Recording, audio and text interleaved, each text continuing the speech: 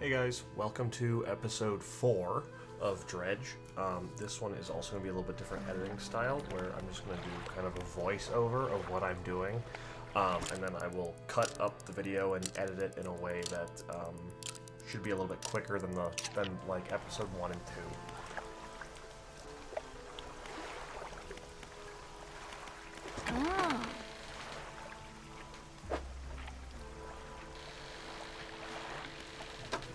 In this episode, I did have a couple of tasks that I wanted to accomplish just to make sure that I was kind of staying on track and getting through this at a reasonable pace.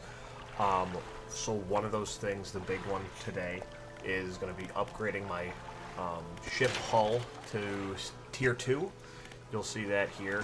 But I do have to go do a little bit of dredging and collect some extra parts. You're going to see a lot of that throughout the video. And additionally, I want to do some research on some of these extra lines and engines, just kind of try to get my boat a little bit upgraded just because I feel like it's lacking. That's an important part of the game that I haven't been giving as much attention to, especially those little jet drives. You can see in the left and the right of the main engine there's an extra engine space there that I would like to utilize. So that is the first thing I need to do here, is just do a whole lot of dredging and go make some money.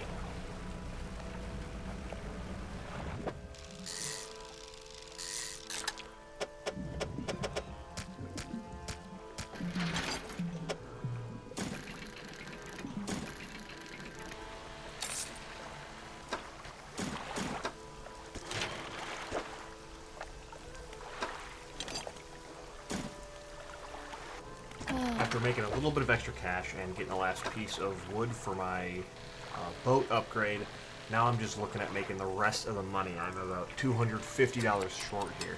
So I go in and I accidentally repair my fishing net, which is fine. And then I'm looking at these crab pots, going to put them back out in the water, just to make some extra little cash on the side. And you can see while I'm placing these down here, I'm trying to get it away from the dock so it doesn't get in the way of me trying to properly dock, I guess. But I'm also just trying to find the spots that have plenty of crabs, because I'm assuming that that's where they'll have the highest collection rate. And then it's back to fishing. One of the things that I really do appreciate about this game is that even though fishing is the main concept and it seems kind of boring on paper, you can see how different they are from fish to fish, or the way that the dredging works is that they all have slightly different mechanics that make them different and challenging in their own ways to try to collect all these fish. I don't know. I think it just keeps it interesting. Here I collect a brand new fish, the black sea bass, which I'm guessing is a nighttime only fish, and then afterwards I immediately catch a freaky version of it. So that is always a good sign. So now I'm just back at the traveling merchant just to sell my fish. Take a look at the freaky one here. Shapes swirl inside bulging, clouded eyes, blinded by the light of the surface, but perfectly suited to searching depths. Which is just another interesting, a scouring bass. And then I also get to see just how much the wreck fish is worth. I know that the big ones, they said, are worth more, but I didn't believe it until seeing that one. 6 a.m. on day 34 is just back to another full day of fishing. Gotta make some more money for this ship upgrade.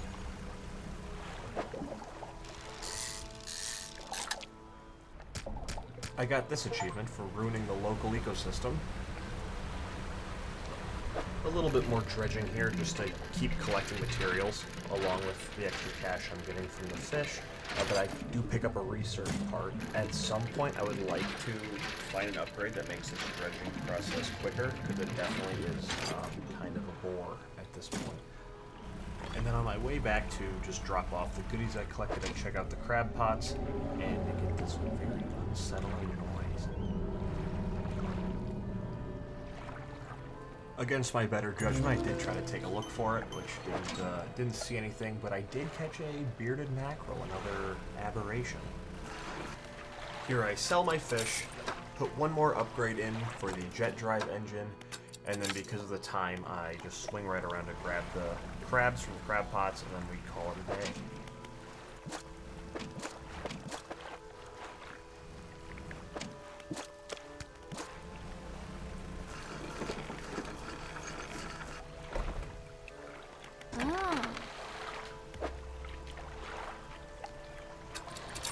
With the crabs that I collected, I passed the $500 mark, so that means I get to finally upgrade my hull to Tier 2, giving me a couple extra storage slots, and I get a nice achievement. Also, at this point, I see that my engine slots moved, which means that I can actually put this original engine that I stored right back in there. For some reason, I decided to spend that time instead looking through the encyclopedia. And then once again, I toy with the idea of installing it, but you will see here that I, again, decide not to, not sure why. Instead, I decide to go back out on the water. I come back after sunset with a few fish to sell, and then I do finally decide that it's time to put that engine where it belongs. It's as good a time as any to upgrade since it's already at night, and then I get the achievement for fully using all of the utility space on the boat. With a bigger boat and a little more power, I finally decide that it's time to re-enter the center of the Gale Cliffs, where things went horribly wrong in episode 2. I head on in here to finally collect the family crest to progress the main story in the Gale Cliffs, and also collect the extra loot that I left behind in the chest behind the waterfall. Here you can see I actually stopped dredging partway through just so I can reposition my boat for a quick getaway if I need to. A little traumatized from the last time I went in here, so I just flip my boat around for a quick escape, but it all goes well. There's the family crest. And because I haven't seen anything that would give me a reason to leave early, I check out the local ecosystem, and then I head back here to grab the remainder of the loot. That eel that I just went over and kind of hovered by, in my head at the time I'm thinking is probably the conger eel that lady needs for the other quest in Ingfell, so I do plan on coming back to that. At this point, I'm trying to return to Ingfell to drop off the family crest. I'm moving along this path here, and I make a wrong turn. I turn left when I should have went right. Have to pull out the map because I got spun around. And, yeah, so headed back over to the Hermit to drop off his crest to try to make his brother forgive him. But as you can see here, the beast makes an appearance, causing me to take a detour. I will instead spend the night over at the Traveling Merchant, and he actually really doesn't leave me alone here. I wonder if he would have came all the way over hadn't I docked, but then he does turn and move away. Also, I notice at this point that he is moving when the clock is not. So I think he moves independently of the time system in the game. I wrap up the day here by checking the quest that I have, selling my extra fish, moving my doubloons into storage, and then in the morning I take off for the Hermit's house, where I come across a flayed mackerel, adding one more aberration to my encyclopedia. After a quick chat with the Hermit, he wants me to take the crest over to the whaler in Ingfell along with an apology, and wants to move back in with his brother. While I'm here, I do check out some of the other dialogue options that the Hermit has. We get to talk about the shipwreck behind the debris, which is the next step for the Collector. That's why that big beam shows up at night. That is kind of the main story, and he talks about that you can see it when the tide is low. You can see it behind those rocks. He also talks about the Serpent, is what it's called, the big monster that hangs out here. I wish that I would have read this dialogue's options sooner. This, he explains that it comes out of holes underwater, and that there are usually big rocks that fall when it does. So it's a little warning sign that I had to learn myself the hard way. You can actually go back through the videos and you can see it happening when before I was aware of it. Yeah, it also just shows that you can just outrun it if it's moving, in your direction. So that's a pretty easy solution. Something that I also wish I would have read before getting started.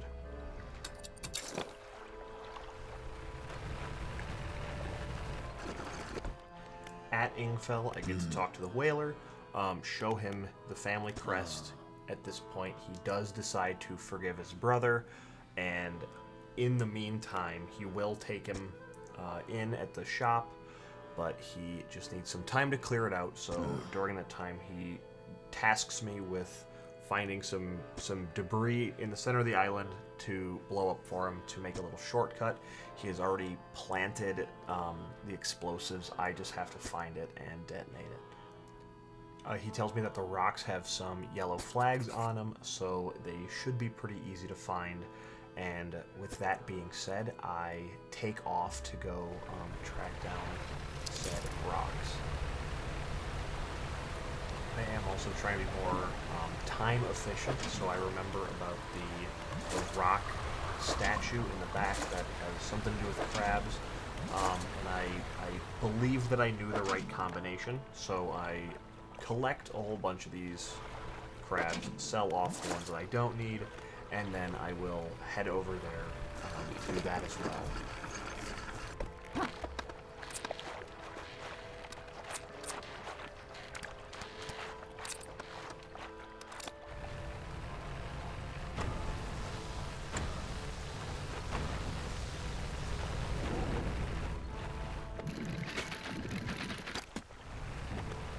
I figured I would just stop here at this dock for the night because it is getting dark, did some dredging, found other research parts. That is always a good sign. And instead of the jet engine drive, I decide to improve my trawl net.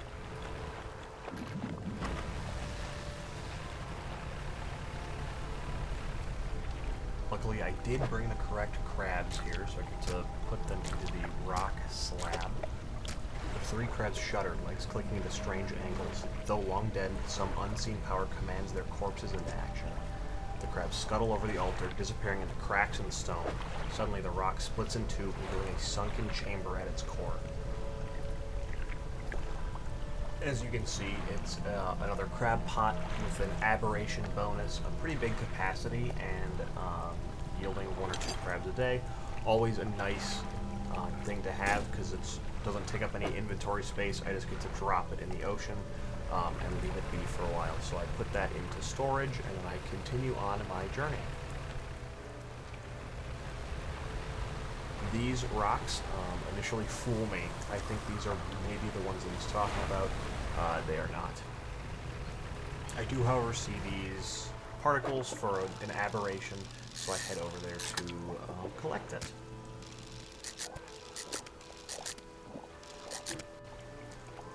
With it already being past noon, I decide to stop looking for those rocks and just kind of continue heading back towards Ingfell.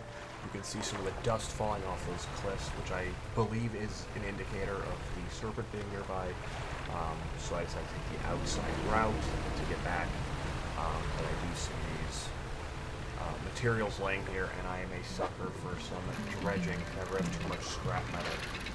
So I start picking some up, and you see the screen that starts to shake a little bit. I think maybe I can pick up the last piece, but the serpent does interrupt, which is unfortunate. So we just pack it up and decide to head back toward Ingfell. With my extra cash, I just repair the mouth of the deep, and I decide to splurge on an upgraded trawl net, because that is what I spent my last research part upgrading, so I figured I would give it a try.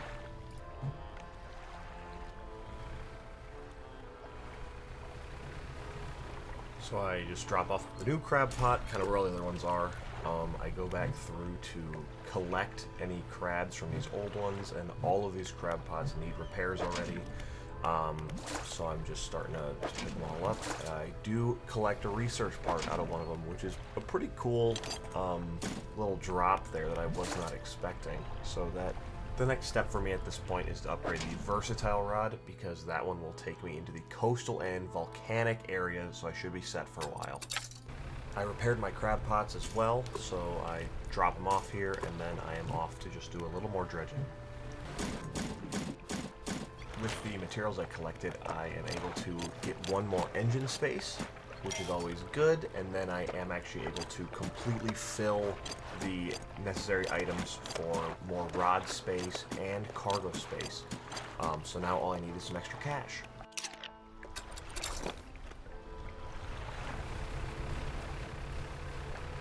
With that being said, I do get an early start on the day here, just to try to get out and make the most of it. I decide to head through the archway of the Gale Cliffs, the gigantic, you know, kind of the attention getter of the area, and I have a close call with the serpent here, but he does decide to go the other way.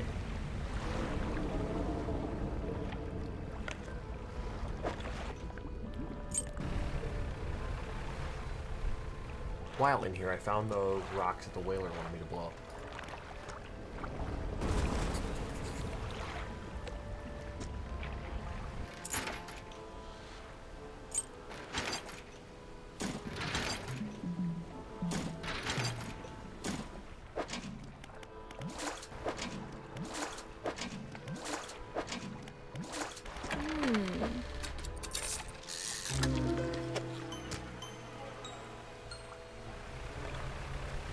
At the end of day 40, I returned to the whaler. He heard the blast, is surprised that it didn't kill me with the cliffs crumbling down, and is ready for his brother to go be picked up and delivered to him. So that is the next step.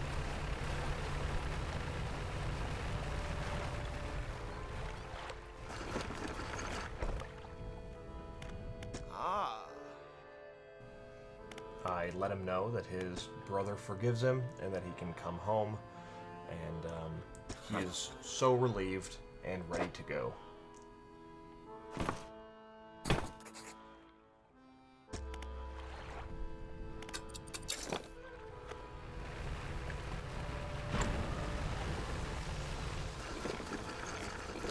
When I come back to Ingfell with the hermit, the whaler is sitting on the dock waiting for him. They make amends, wander off, and well, they live happily ever after, I imagine.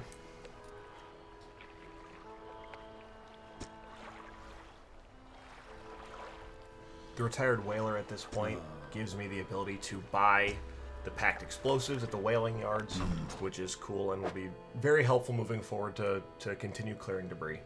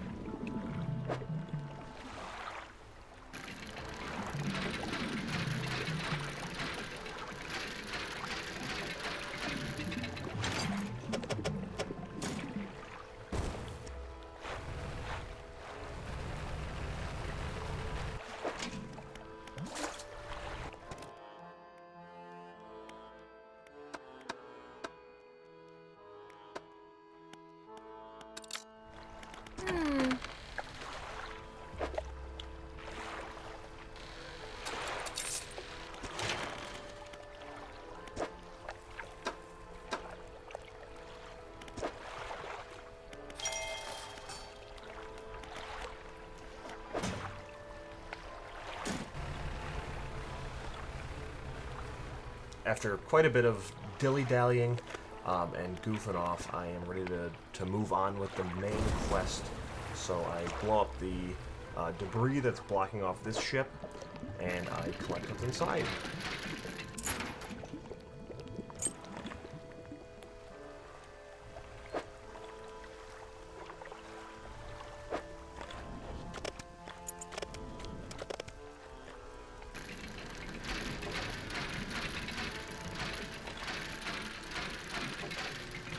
Here it is, the rusted music box for the collector.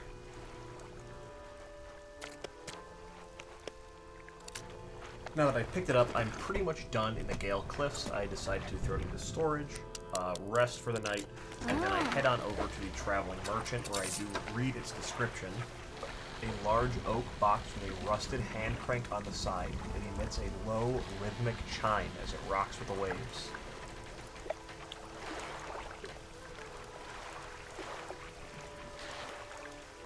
At this point, I'm pretty sure that I've got everything kind of wrapped up in the Gale Cliffs. I'm missing a couple of fish in this area, but I can always come back later to kind of finish off the encyclopedia.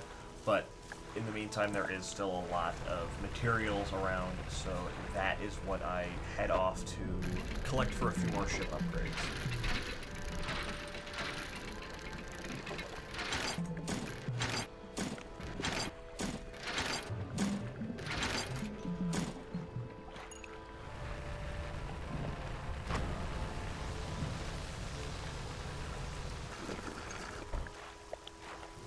With a few extra parts I was missing, I was able to get the cargo upgrade to hold a little more space, which is always good, and then I get to begin working on my Tier 3 hull. This is a great way to finally start clearing out some of my extra storage, because I do have I actually have a lot of leftover metal scraps, so I don't need to keep picking those up when I see them. But the rest of this, it's kind of nice to just clean out the inventory a little bit. It also gives me, as it says there, 9 new cargo spaces and can take 1 extra impact, which is always a good thing.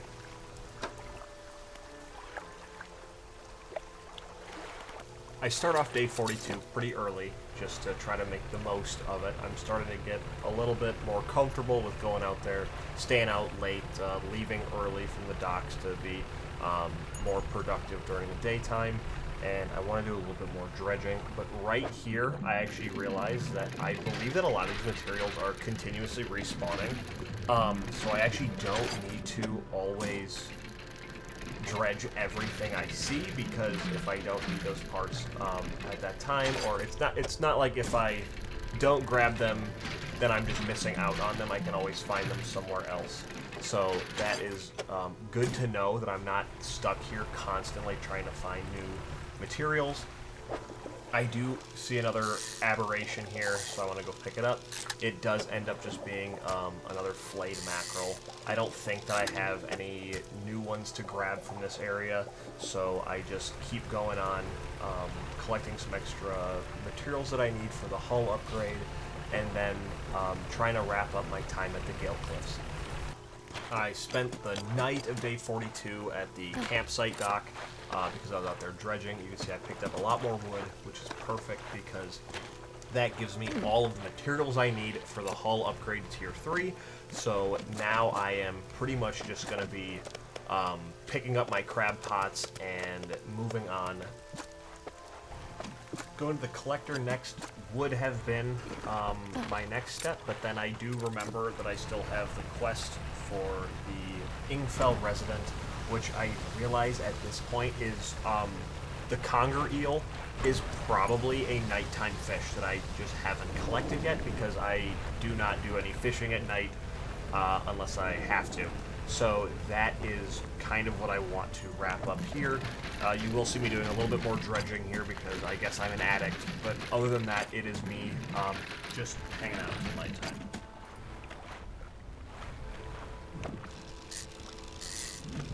And here it is. I was correct, it is a nighttime fish. It is a very strange shape, so I'm trying to figure out kind of what the best way to keep them is.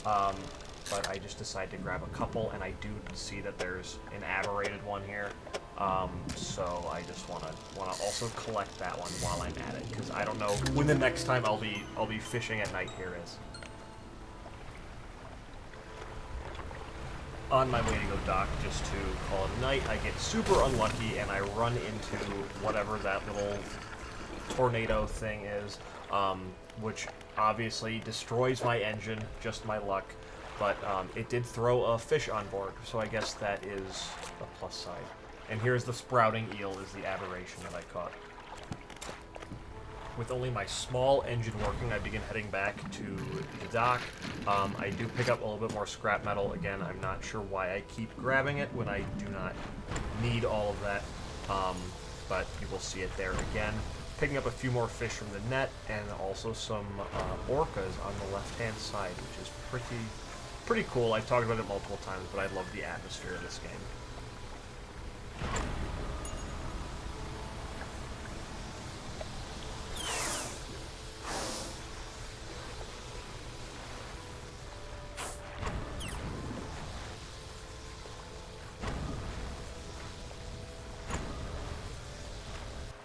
Back at the Dusty Pontoon, I just go to sell the fish that I grabbed, 2 of the conger eels, and that other little perch that ended up on my dock. I decide to put the other eel in storage, so that way it's not taking up any space on my boat, so I just don't have to worry about it for a while until it's properly rotting. I also sell all the fish in the net one at a time, because I was worried that if I pressed sell all, it would sell the one in storage. I found out later that it doesn't, so that's not really something I have to worry about. And then I just repair my engine and decide not to repair my net at that time. So, also not sure why I did that, but that is what I did. While I wait for that eel to start decomposing properly, I just sleep until morning and then go out to collect some more materials because, like I said, I, for whatever reason, am just in love with collecting these parts when actually what I should be doing is getting more fish because I don't have enough money.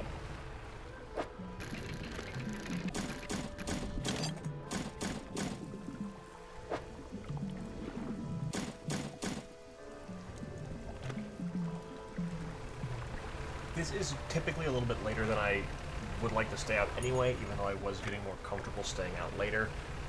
So you can see this kind of glowing cloud on my right, and it gets very angry at me, and it looks like tries to attack me. I don't know if I don't know if it would have done any damage to me, probably, but I was able to get out of its way, luckily. Getting back to the traveling merchant, I do realize that I have a huge inventory problem where I just do not have the room for any of this stuff. Also, if you notice on the right-hand side, I do have a pile of rot because I forgot about my conger eel for too long, and now I have to go get a new one, which is really awesome. I was hoping to wrap it up this time, and now realizing I have to go wait another day to go get another conger eel, and then also let that one decompose. With the extra research product collected, I do finally upgrade the jet drive engine. So now I have the possibility of putting that in my extra engine slot. At this point, I did just want to take a break from the Gale cliffs, so I do pick up my last crab pot, I sell what's inside, and then I head over to the collector to hand him the music box. I retrieve the music box from storage, and I talk to the collector to see what he has to say. "So you've returned," he says. "I wasn't sure you'd be coming back." I drag the massive music box into the room, gouging the wooden floorboards beneath it. The collector doesn't seem to mind. He's focused on the box. "You found this at the cliffs, didn't you?" he says. "Yes," I reply. "Ah, excellent. This should make future return journeys a little more swift. Allow me." He selects one of the silver ribbons trailing from the crimson-bound book, opening it to some unseen page. Turning to catch the dim light, he whispers the words on the page. After a few seconds, you feel your stomach drop, suddenly, as though thrown high by a wave. He closes the book and turns his attention back to you. "Now, there are yet more relics to find. Keep looking." The reef at Stellar Basin may have caught and accumulated some wreckage. Search around that area. I'll mark a location on your map where you can begin your search. Anything else? I then just ask him what he wants with the relics. He says an investment for times to come. Doesn't really give me an answer. I ask him why he can't go find them himself, and it sounds like the ocean is not cooperating with him, so now I have to do it for him.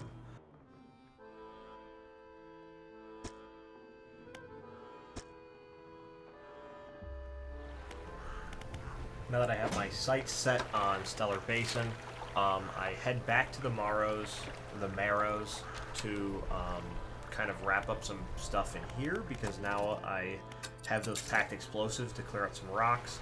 I also check out my Manifest ability, which allows me to teleport to the Blackstone Isle from wherever I am, which is probably will be coming in handy lately, as I'll be traveling further and further away from the center of the map.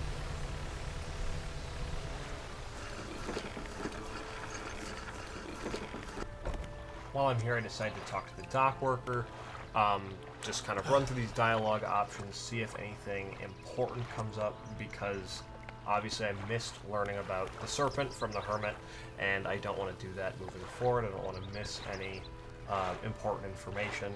So this stuff is, it seems like mostly just telling me that there's a few shipwrecks on the other side of the island, and the dock worker talks about a story of some fishermen pulling up a casket from the bottom of the ocean, and when they cracked the casket open, the fog started to roll in, and they all went mad.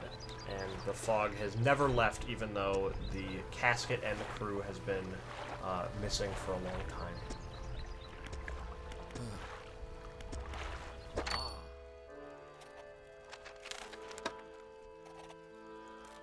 I clear up some inventory space in storage here by selling all of the trinkets that I collected along the Gale Cliffs, $352, getting me pretty close to my Tier 3 hull, which is really awesome.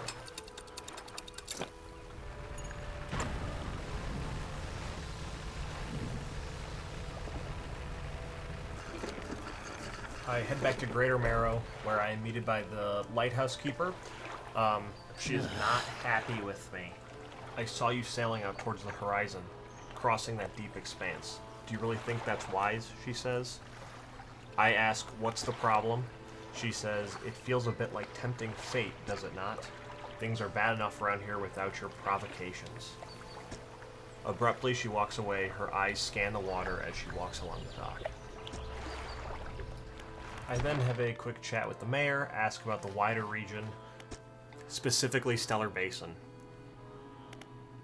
Quite a popular tourist destination. There's a resort on the atoll built on top of a beautiful coral reef. I'm sure there's a wide variety of fish there. Maybe you fancy getting your hooks into some of those.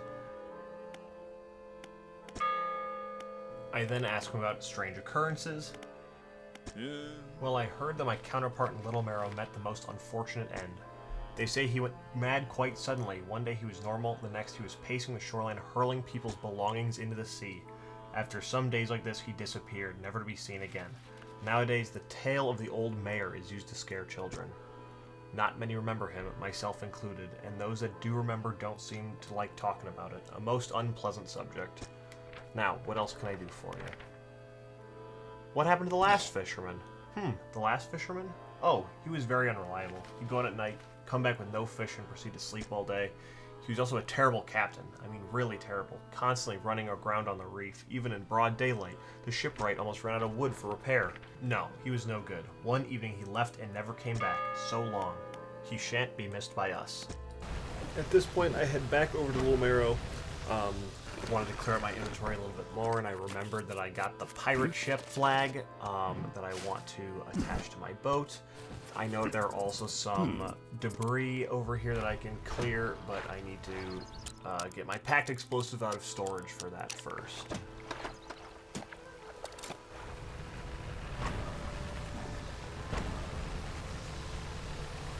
Heading over to this area, I just happen to see this gigantic skeleton underwater, which I just think is a very cool touch. I'm not even sure what animal it's supposed to be, but it is gigantic. This is the debris that I was talking about that I want to clear, because I did remember that there was some scrap back there. And luckily for me, it is actually the one piece that I'm missing to upgrade my hull to Tier 3. It is a piece of refined metal, which is really awesome. With this piece being collected, I have the right amount of money and now all of the parts to get a Tier 3 hull.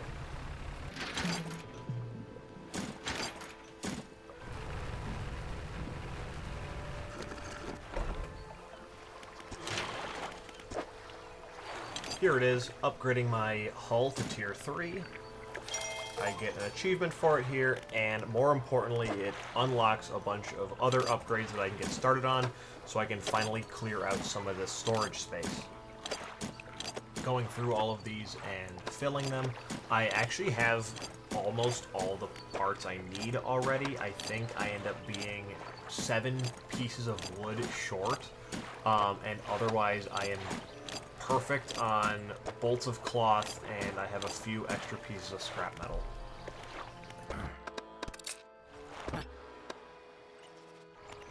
I'm not exactly sure what the plan is here. I think at the time I was going to see the shipwrecks that the dock worker was talking about. I wanted to get an early start, but clearly I started a little bit too early, heading out at about 1 a.m., which is not the right time to do a lot of those deep sea explorations.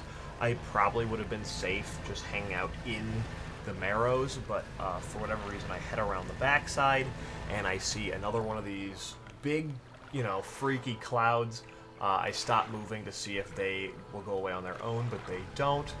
On top of that, you can briefly see a ghost ship to my right, which then it sounds like maybe it tracks me down because the horn starts blowing, and you can see it again there for a brief minute before I decide just to park at Little Marrow for the rest of the night.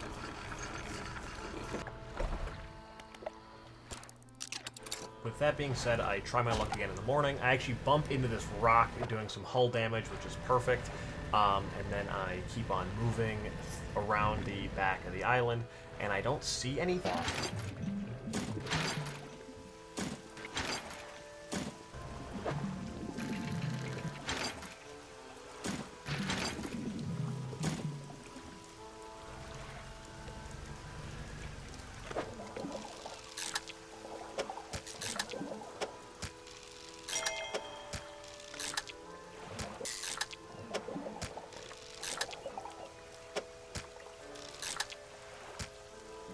With all the materials and the fish that I collected, I expertly weave between some rocks, rest at Little Marrow because I didn't like the last night I had out on the water, head across to Greater Marrow, where I will then sell my fish, repair my boat, and I finally head back to the Gale Cliffs.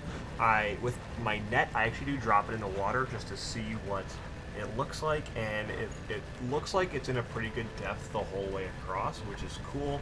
Means that it's worth having in the water, just passively picking up fish along the way. I do see an aberration here, and the wreck fish are worth quite a bit of money anyway, so I just swing by to see if there's something new here.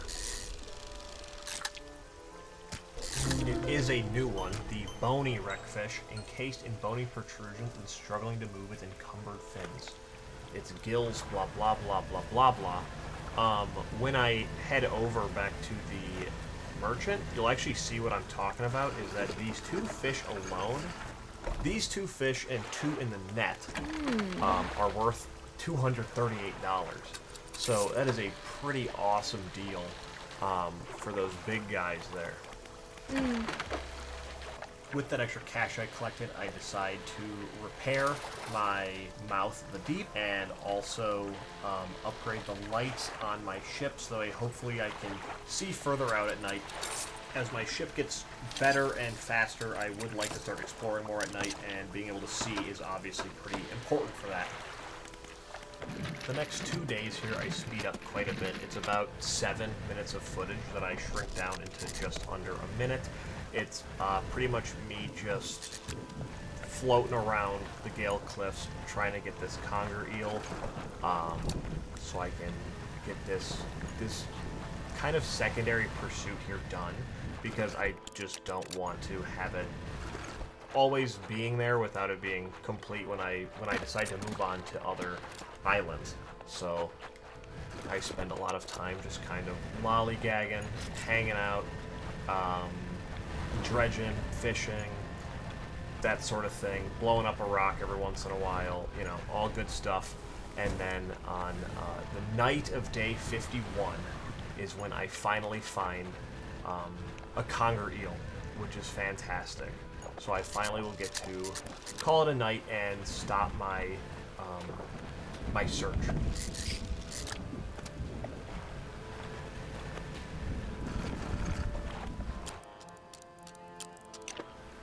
With my eel collected, I just start to head back over to Ingfell. I do get over here and it is stale at this point, so I do check with the Ingfell resident to see if that's good enough for her.